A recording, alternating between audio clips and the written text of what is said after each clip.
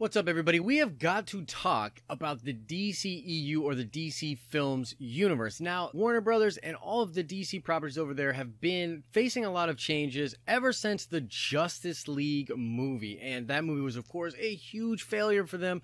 And now the questions are, where do we go from here? And we know that there's been some changes made over at Warner Brothers, but there's still a lot of questions. Like, what is their overall future for their DC films? How are these all going to tie together? Are they going to reboot or not? What's the continuity look like? There are so many questions. Well, we've recently got our best look yet at what the future of the DCEU or DC Films universe will be. And in this video, I want to break down where we're hearing this, why we believe it, and what the actual future of DC Films is likely to look like.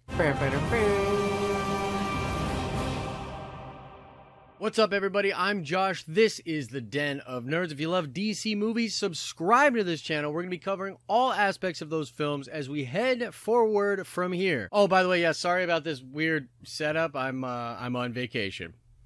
All right, so you may have heard about this. It was kind of making the rounds yesterday online, but Daniel R., who is a Twitter user who is known for breaking a lot of DC Films scoops, put a post out on Twitter talking about the future of the DCEU. He says in his tweet that the future of DC Films looks like solo movies with very little crossover. Eventually down the line, they will cross over again, but for now, they're going to focus on their solo movies and really giving these directors a lot of creative leeway and different things like that. So it's a single tweet by a single dude, but it does line up with a lot of stuff that we've been seeing as far as what DC and Warner Brothers is doing. If you look at the current slate of films that they have in development, it reads something like Aquaman, Wonder Woman 2, Shazam, maybe the Batman film, maybe a Joker film, and maybe the Green Lantern Corps movie with Jeff Johns.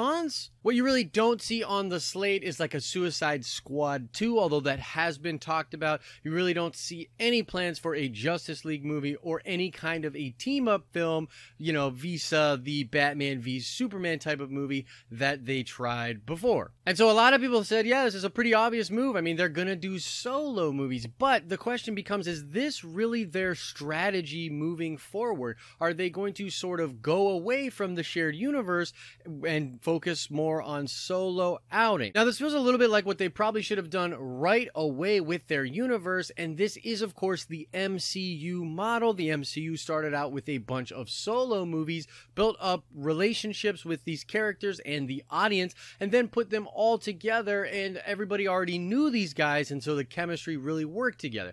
This is what a lot of people said the DC Films universe should have done right away instead of jumping right into Batman v Superman, then Suicide Squad, and Justice League. Now, my big question, and this is something we'll get into later in the video, is what does this mean with little to no crossover? Are we going to see crossover within the films, maybe some post-credit stuff, or is even that off of the table? Now, we'll discuss that in a minute. But first, I want to talk about the positives of this move. If this is indeed the way that DC decides to go, I at least think they will have a better shot of putting out good, creatively driven films. I mean, I have a lot of faith in James Wan. I think the Aquaman movie is going to be dope. Patty Jenkins should get all the trust in the world after Wonder Woman 1, so I'm excited to see what she does with Wonder Woman 2.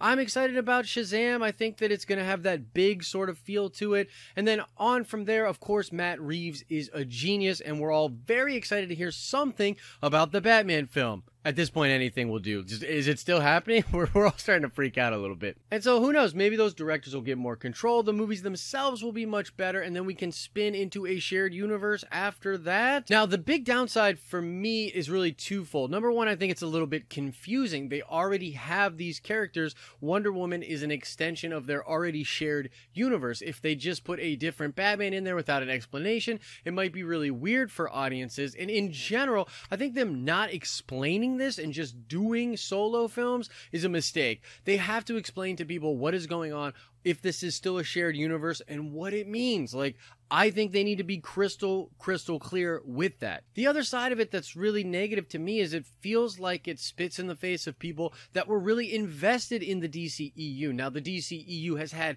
its fair share of problems. I mean, I've really only liked a few of the movies in there, but there are people out there that absolutely love all of these movies and have invested in merchandising, in going to see the movies multiple times, in watching YouTube videos where people talk about this sort of stuff. And so it feels sort of backhanded to the fans if they decide to go this route and they just make your investment into their shared universe feel like it was all for naught. Now, getting back into what I was thinking about earlier, it's very possible that they still make it a shared universe, and instead of having crossover films, they have crossover within their smaller films. I think this would be a much better way to go about it, and a lot of people would say this is the Marvel way, and maybe that's true, but it freaking works. I mean, you could have Superman show up in the Shazam movie for a little bit, it's Henry Cavill, everybody's happy. Same thing in Wonder Woman. Maybe they have a little bit of Batman or, some other character, and I like that idea. I don't want them to abandon the shared universe idea altogether. I think it would be really dope if they found a way to have some kind of a crossover without making crossover movies. But that being said, that's the news out there, guys. It's being reported that DC Films is going to focus on solo pictures. There's not going to be a lot of crossover films in the near future. What do you think about that? Do you think it's a good idea? Do you think it's a bad idea? Let us know in the comment section below. Now I want to shout out Lee Wills, who got the nerd card question correct in my Thor Stormbreaker video. Lee, you definitely know your stuff when it comes to Marvel Comics, so shout out to you. And we're going to do another nerd card question right now. And the question is, what was the name of the Nicolas Cage Tim Burton Superman movie that, of course, died in production hell? John Schnapp made a cool documentary about it, but the question remains,